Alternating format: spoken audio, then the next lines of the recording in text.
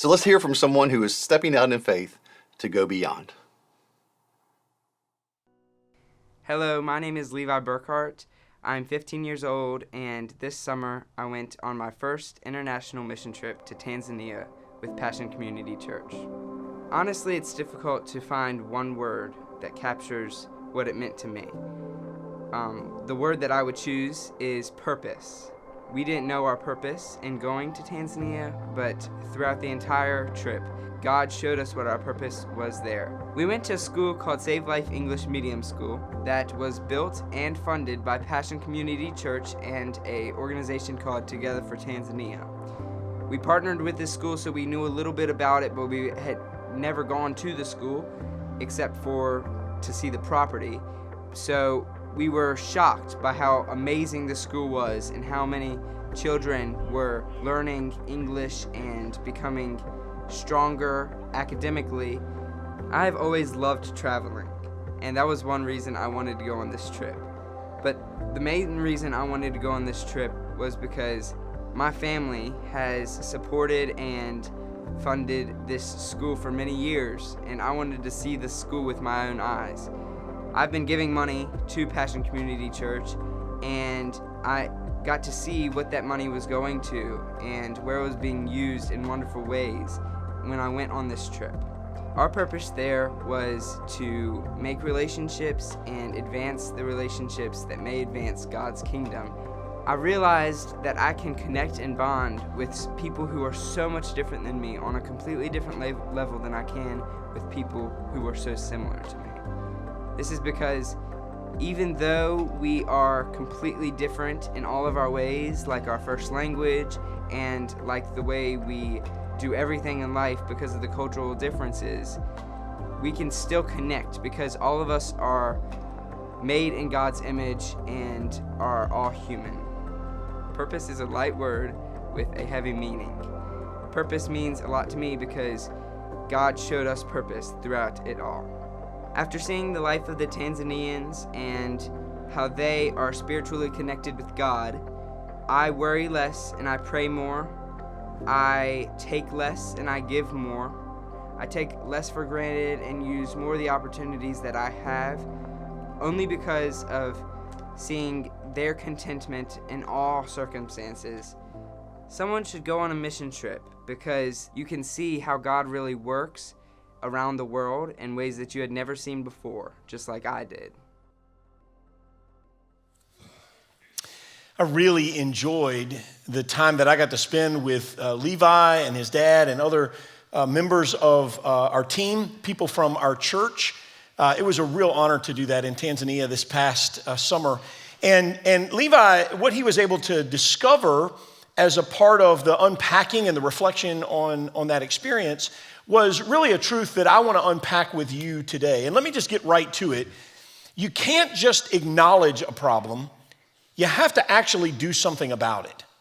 You can't just acknowledge a problem. You have to actually do something about it. A few weeks ago, I was in my study at my home, and I was writing. I was furiously writing. I was trying to get a message done. I was trying to think creatively. I was trying to unpack a really challenging piece of scripture in the Bible. And in all of it, I was trying to hear from God, the voice of God, so that he could, tell me what to say and tell me how to see this and tell me how it's supposed to apply to our lives. And I was on a deadline. I am always on a deadline, in case you don't know. There's always a deadline. And here's one thing that you might not know about me. I always meet my deadline, but barely. I don't do things early. I don't get ahead. Sometimes our director of operations, Lenny, he'll walk into my office about something that's due tomorrow or the next day or next week, and he'll say, hey, can you give me that thing? And I'll say, why are you talking to me? It's not due yet. My motto, and I know I got some brothers and sisters here, my motto is, why do today what you can put off until tomorrow? It's not always a relaxing way to live, but it's just how I roll. And so I'm at my home study this particular day, and my desk faces a window. It butts up against a window on an exterior wall of our home. And I like ambient light, and I also like to see the wildlife. Sometimes there's this whole family of deer, and they like to eat right outside of this window, and they can't see inside. So sometimes they're just inches away from me and they don't even know it. And it's kind of cool. And I get to see other wildlife from time to time. So on this particular day, I'm writing and I hear a little commotion outside of the window, but I can't see it. It's not right in front of me. It's down this way a little bit and I can hear it rustling around. I think, well, maybe it's a rabbit or a squirrel, maybe jumping through the leaves or whatever. Maybe I'll get to see him. And so I just keep writing, and then the sound gets louder and louder. And I think it's not outside of the room, it's actually in the room. But whatever it is, it's small. And did I mention I'm on a deadline? So I didn't care, I just keep writing. The Jesus in me is not going to be distracted by the rodent in here. That's what I think. And so then along the wall that my desk is facing over here, the thing starts moving. And it's moving rather rapidly towards me. And I think, well, it's just a mouse because we get them occasionally. We kind of live in the country. It's no big deal. So I push my chair back. It's on wheels just so that I can see under the desk. And about that time that I can see under the desk, just about the time my feet clear the back of the desk, I see a snake slither right there along the... And he doesn't stop. He doesn't like pause and say hi or what are you doing? Or he just keeps going along the wall. And then right over here, I can almost touch it when I'm sitting at my desk. There's a small bookcase and a bunch of junk that's sort of gotten thrown around it. I know, am I the only one that ever, no, don't answer that question. There's a bunch of junk around. So the snake passes by and he runs over behind the junk and he goes behind the bookcase, whatever. So what do? Well, I don't know what you do, but I was on a deadline. So I went back to work, typing furiously, studying, reading, praying, meeting my deadline. Ain't no snake in the garden gonna tempt me from getting my stuff done. That happened one time, a long time ago, and it didn't work out so well for those people. So I made one really fatal mistake. I just can't believe I did this. I called Susan. I know. You're thinking, is he that dumb? Apparently, yes. I called her and I said, hey, what's up? How's your day going?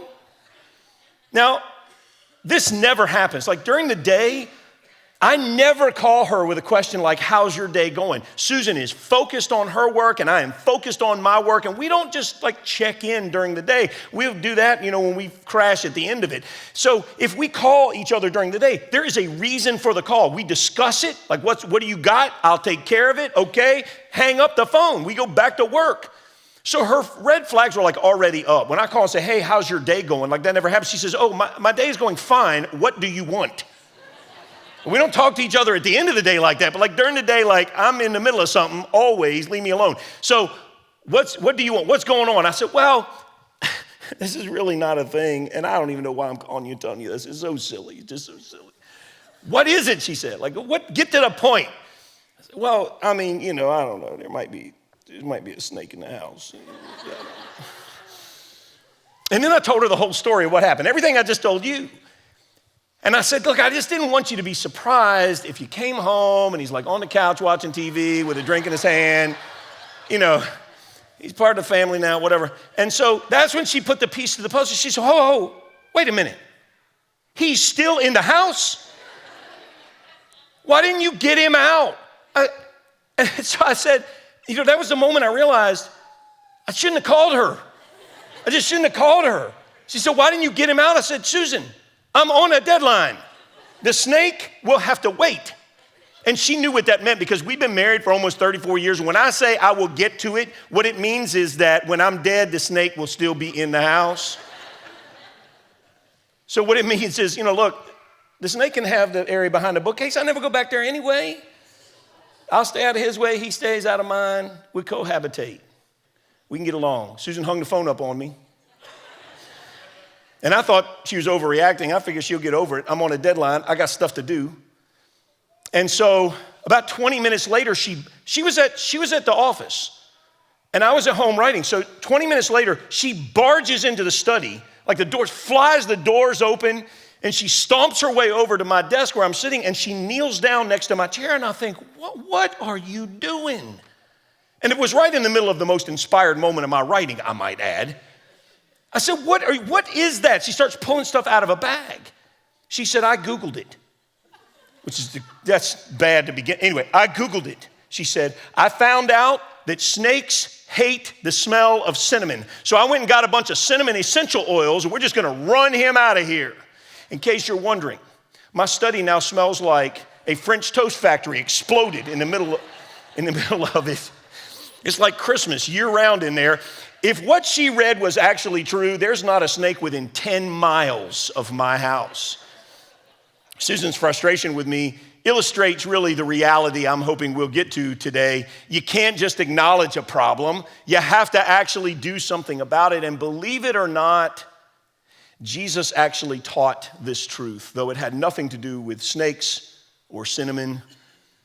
It was actually about something far more serious. Jesus had an encounter one day with this man who wanted to take the easy way. Check this out. What he wanted was to be good without doing good.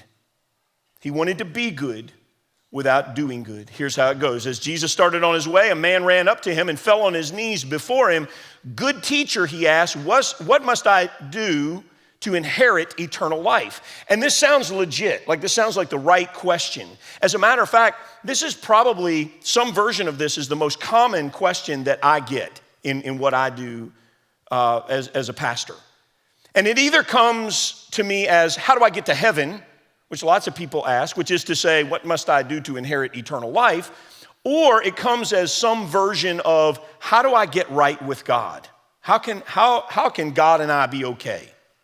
And we often think, we often think our first stop is to answer this question with some version of, well, I've got to be a good person. In order to be right with God or to get to heaven, that's the ticket, right? I got to be a good person. Or somebody will say, I'm basically a good person, which is to kind of make the case for their entrance to heaven or their rightness with God. However it is that you phrase it, the inherent quality of goodness is what most people think makes God proud of them. And that's what this guy thought, which is why he begins by calling Jesus good teacher, he says.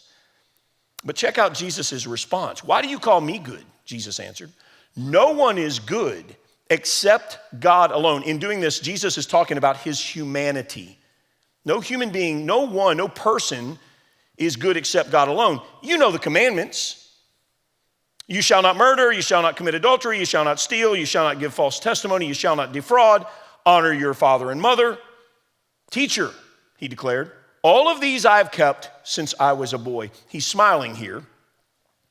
Jesus wants this guy to know, and he wants you and me to know, that complete goodness, that pure goodness, through and through goodness to your core kind of goodness, it is not humanly attainable. No one is good, Jesus said. No one is good except God alone. Now, Jesus does want to give this guy, and by extension, you and me, a pathway to God, but he does it with kind of a setup. And I never saw the setup, really, until I studied for today. He says, why do you call me good? Nobody's good except God alone. You know the commandments, right? Which feels, if you think about it, it feels kind of abrupt. Like, what are you talking about? You know the commandments, right? And he's referring to the 10 commandments when he does this. Any Jewish man in his day would know the 10 commandments. More than that, they would have memorized the 10 commandments since they were a boy, word for word. Of course the guy knew the commandments. And check this out now. Jesus never suggests to him that this list that he gives him is actually the answer to his question. He just sort of throws it out there. You know the commandments, right?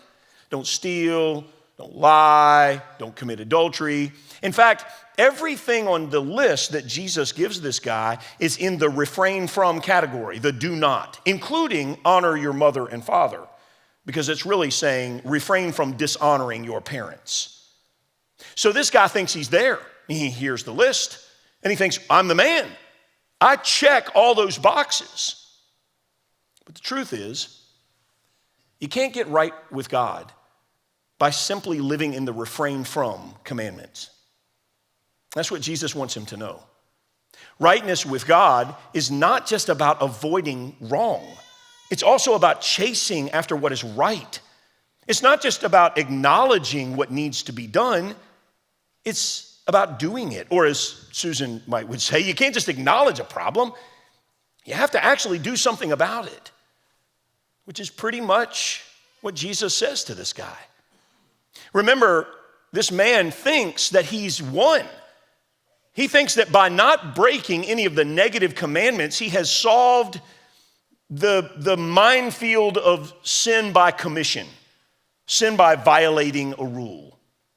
And since he can say that, he thinks he's sin-free. He's good with God. But Jesus is about to yank this guy back to planet Earth because you can't get right with God just by avoiding what is wrong. You have to pursue making the world better. In other words, you can't just avoid the bad. You have to actually do good. So Jesus looked at the man and he loved him. One thing you lack, he said. Go sell everything you have and give to the poor, and then you'll have treasure in heaven. And then, in other words, after that, come follow me. At this, the man's face fell. He went away sad because he had great wealth. Maybe you've heard this text before. I've taught on this many times, and I've always only taught on it from the perspective that this guy had made an idol of his wealth. And it's true. I mean, that's really true. Telling him to sell everything he had and give all of the proceeds to the poor is a practical way for this man to refocus his life on what really matters, because he had put all of his confidence in his money. But an even greater truth applies here. It's underneath of the story. I never saw it before, but it's really the essence of it, and it applies to everyone, regardless of how much or little you have. That you cannot be good without doing good. Helping others is not really an option for the life of the follower of Jesus or those who are trying to pursue God. Paul wrote to the church in Galatia, as we have opportunity, let us do good to all people. And he wrote to the church in Ephesus, he said, for we are God's handiwork, created in Christ Jesus to do good works. And to Pastor Timothy, Paul challenged this guy, command your people to do good, to be rich in good deeds, to be generous, and to be willing to share. The writer of Hebrews said, do not forget to do good and share it with others. For with such sacrifices, God is pleased. Over and over and over. We get the same consistent message in the pages of the Bible. We are not simply to avoid doing what is bad, but also to pursue doing what is good. So part of the vision that we captured here at our church for this thing we call Beyond, and we've always done good, but we received from God this vision that we were supposed to elevate this entire arm of our church that is focused on this exact effort. We aptly call this do good. And instead of me telling you about it, I thought that today maybe we could ask our do good pastor, Pastor Bryan Pope, if he would come and share with us today. So if you just welcome Pastor Bryan. Hey. All right, man. Good to see you, man. Hey, I'm surprised when you asked, what do you do with a snake in your house? Somebody didn't yell out, burn it down. Somebody did yell out, burn it down. They did, yes, okay. they did. Well, if you ever have a snake problem, I'm here. Dangerous reptile removal, they teach that in elementary school in Florida where I grew up. All right, so, awesome. Totally fine. Well, I'm calling in. All right. I do appreciate the welcome. As Bryan said, late last year, our church agreed that the ministry of doing good outside the walls of our church was not just an important part of who we are as a church, it's the cornerstone of our church because of the teaching that you've already heard today. To be good, we have to do good.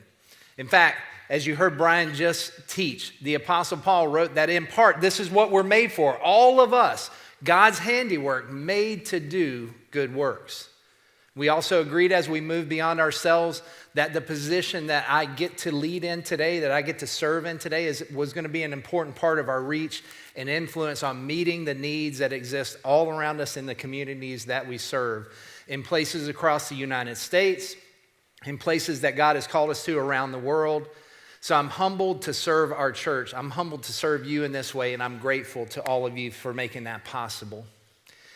Since day one of my role as Do Good Pastor, I have seen the needs that we all know exist in a very different way and through a different lens, and with a very different experience than any other I've ever had. So today I wanted to share with you, from my perspective, just some of the amazing life change that you, our church, are helping to make happen. And to do that, I want to start with the farthest distance and reach of our do-good efforts. At just under 8,000 miles away from where most of us are today is the province of Kyela in Tanzania, Africa. And its people are vibrant and happy and welcoming, and perhaps some of the most under-resourced people I have ever encountered. The majority of homes there are simple huts with no windows and sometimes a thatched roof. Running water doesn't exist places. Electrical power is something that very few people can afford. And they don't have things that you and I would take for granted. Like they can't go to a grocery store. They don't exist. So 2 weeks ago, you heard Pastor Bryan, and earlier today, you heard Levi talk about the Save Life English Medium School. A school that has become a shining oasis in the heart of poverty. And its director, Lupi, and his wife, Tumaini, along with Together for Tanzania and our church, have become a source of education. Education that seeks to break the cycle of poverty there. And right now, that school serves 40 orphans. Orphans that you'll soon have the opportunity to be part of their lives if you choose to sponsor one of them. Orphans that get cared for there, not just in the ways of education, but feeding and so many other things. This summer we met those orphans, and it was this unexpected but God-designed opportunity. We're committed to our family there in Tanzania. And we're already planning the trip, a return trip this next summer there, because the children are important and their family is important. And it's important for us, not just in Tanzania though. See, education for children to break the cycle of their situations is also our mission in Belize and in Moldova. In Belize last year, we worked with our partners Calvary Church to expand their influence in the lives of children in their neighborhood there. We purchased a piece of land adjacent to their property, close to their already existing youth center there, for the development of a preschool in that community. You know, this is a fact. Only 1 in 5 kids in Belize actually has access. They have the capability of going to school. Only 1 in 5. And a dedicated team this past summer, led by Tim Dixon of our Powhatan campus, traveled there and started the hard work of making that school a soon-to-be reality. And along the way, our team there introduced us to a small church in another town close that was growing and supporting local kids through a feeding program. But unfortunately, the program had been put on hold because of COVID and funding and lack of money and resources. And once again, we were called into action as a church.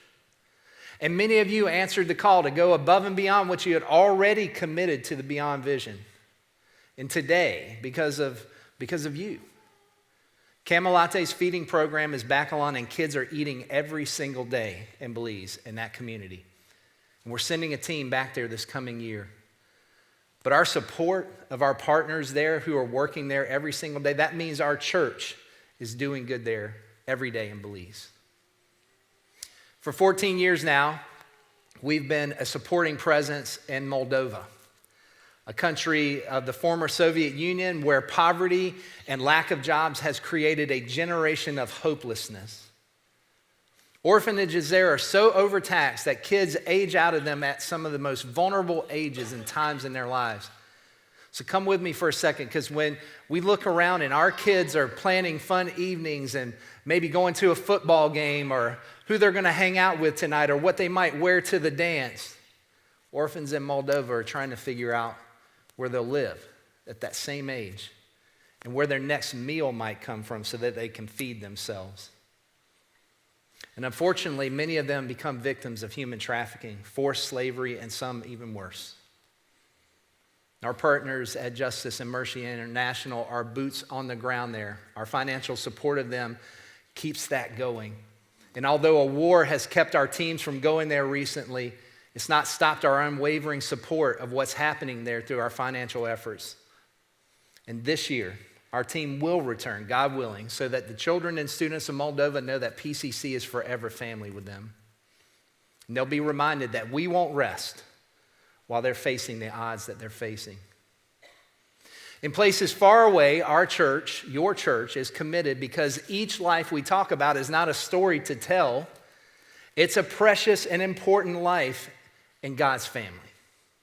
The family, though, isn't just limited to those faraway places.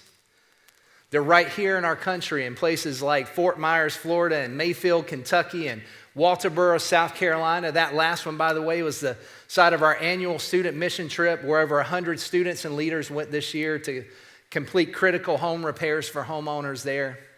We're so proud of the dedication of our students. See, they get that being good means doing good.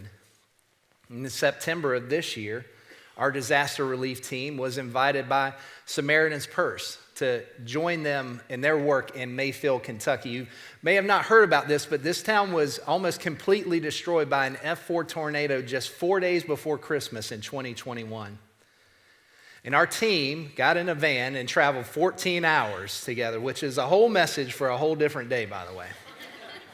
So look for that one. But on the third day of our work, we met Glenn and Tammy. And on that terrible day in 2021, their entire life was wiped off the face of the earth, but they survived along with their son. And like so many people, they had everyday problems just like you and I, but disasters have a way of amplifying those hardships. Glenn is partially handicapped, and their son has special needs, and work is sporadic for them. We were there to build them a new home to restart their life in. But it's more than ramps or the siding or the hammers and nails. It was them. It was the people that we get to help. People who, whether they believe in God or not, are asking for a miracle to restart their lives. And God, who is greater than a disaster or any circumstance, says, I'm going to answer those prayers. And how I'm going to do it is I'm going to do it through my people. We got invited. We get invited to be the messengers of God's miracle where we go. And we're going back to Mayfield in February, so come with us. When the need is great, God is greater. And we, you and I, we get to be part of it. We are part of it. Now, if I stop right now, we could all see the value of this. What happens when we commit ourselves as a church to do good? We can picture it. But I want to share just one more area, that everyone who hears this at one of our physical campuses, you don't have to picture or imagine this. You can actually be part of it yourself. See, in addition to 3 countries that we're called to and disaster relief teams executing that all around our country, all 5 of our physical campuses are doing good in the communities they serve in Aylett and Farmville, Fork Union, Midlothian, and Powhatan. Many years ago, our church was one church in one location, our Powhatan campus, where I'm at today. See, back then, our church committed ourselves to what we call Impact Days, an event where almost the entire church turned out to do good in our local community. And it took weeks of preparation. It took planning and resources. It took phone calls. It took all of the things that have to happen. And it was amazing to see our church flood into a neighborhood and do anything from yard work to home repairs to just sitting and talking with people. And as our church grew and we added campuses, it became logistically challenging to have the whole church work in multiple communities on the same day. But as the Beyond Vision launched last year, we committed that Impact Days would return, not just in one community, but in all of them. And we didn't wait. It was almost like immediately that the work started coming in from our announcement of our Do Good focus. God connected us with the needs that were around us across all of our campuses. And last spring, we made our impact in 15 separate work sites with over 250 volunteers that day. We haven't stopped. See, the work continues to come in. In between work days, our volunteers at all of our campuses are meeting the needs of people in between those official impact days. Making an impact in our communities is part of who we are. And you can count on those opportunities for you and your family to be involved and do good. That's going to become part of your spiritual journey. You'll have opportunities to do that. But it's not just about critical repairs. There's so much more. And as I get this special seat in my life right now to see this stuff firsthand, I could literally tell you hundreds of stories about our local impact. But today I just want to share one. This past August, our ALIT team, after an amazing impact day for a local homeowner, almost immediately started planning their second annual school shop for local kids. Kids who needed clothes and backpacks and school supplies, but their families had limited to no means of obtaining them. Now, I've been part of a school supply drive or two in my years. I've packed backpacks for students in need, but nothing I had ever done before prepared me for this particular event. As I arrived there very early in the morning in ALIT, there were almost 200 people lined up around the building waiting to get in. And inside the doors was a team of dedicated folks focused on doing good who had transformed their campus into a premier shopping experience with dressing rooms and shopping assistants and folks to bag and thank kids for coming, all for free. And there were backpacks everywhere, supplies galore. So many backpacks were donated that the local Walmart was out of backpacks to sell.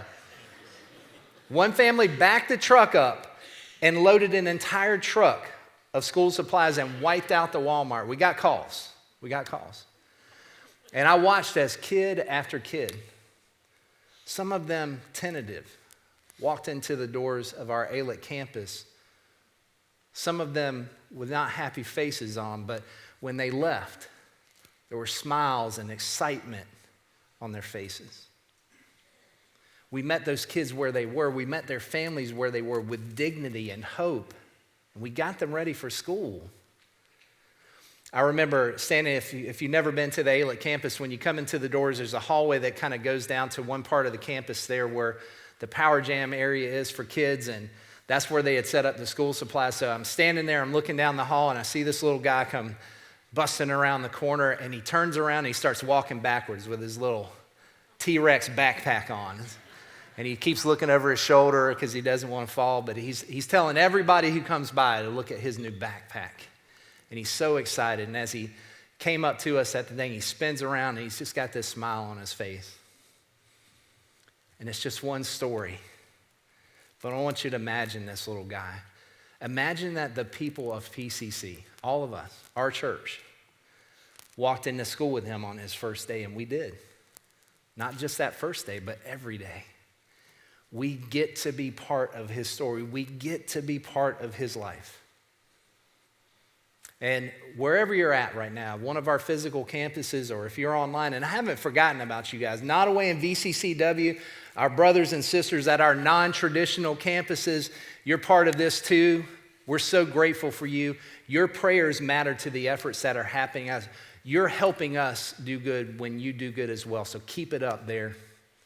See, wherever we are right now, we're here in a physical space, but when we do good, as individuals, when we do good as a church, we go with people. We go with the people that we help. We become part of their story. And when they do, they get to see that God cares enough to answer their needs, to answer their prayers. So from dinner tables stocked with food drive items to kids equipped to learn and grow with school supplies to warm winter coats and hoodies, to those who are in need of a critical repair at their home and just don't know how they're going to do it, and so much more. Our efforts to do good are being realized in tangible ways in people's lives. And this year alone, our church, the people of our church have dedicated over 10,000 man hours to the lives of others and doing good and making an impact in their lives. And here's the thing. We're just getting started, guys. We're just getting started. So stay with us. Invest in the effort, because there's so much more to do, and God needs each one of us to do it. He's counting on us to do it. See, because the reality is we can't just acknowledge the problem. We have to actually do something about it. And it's what your church does. It's what your church has been doing. It is critical to the life, not just of the local church, but the life of every follower of Jesus. Not just to avoid doing bad, but to actively pursue doing what is good. It's what your church is about, and it's what this Beyond vision has always been about. So I'm asking you, I'm calling you out to come with us, church. We're doing good in so many amazing ways you get to see, and many ways that we won't ever see on this side of heaven, but it's still happening, and you and I get to be a part of it.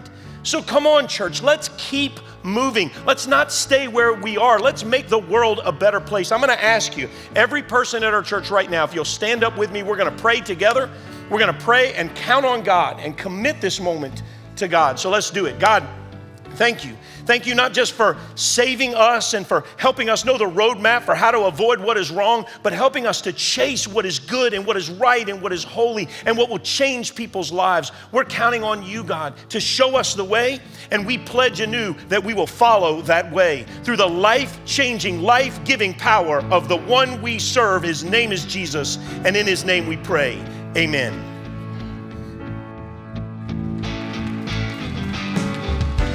Look ahead, look around, listen, you can hear the sound of your church singing, let's keep moving. Look ahead, look around, we know we can ease up now. We're your church singing, let's keep moving. Look ahead, look around, listen, you can hear the sound of your church singing, let's keep moving. Look ahead, look around, we know we can ease up now.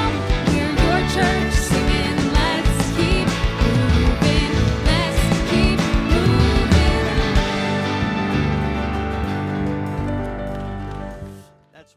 We can't ease up now. Let's keep moving. Let's do something about the problems around us. Check out our Do Good opportunities on our website, or you can also click on the link in the chat. Don't miss next week as we wrap up our Beyond series. Have a happy Thanksgiving, and we'll see you soon.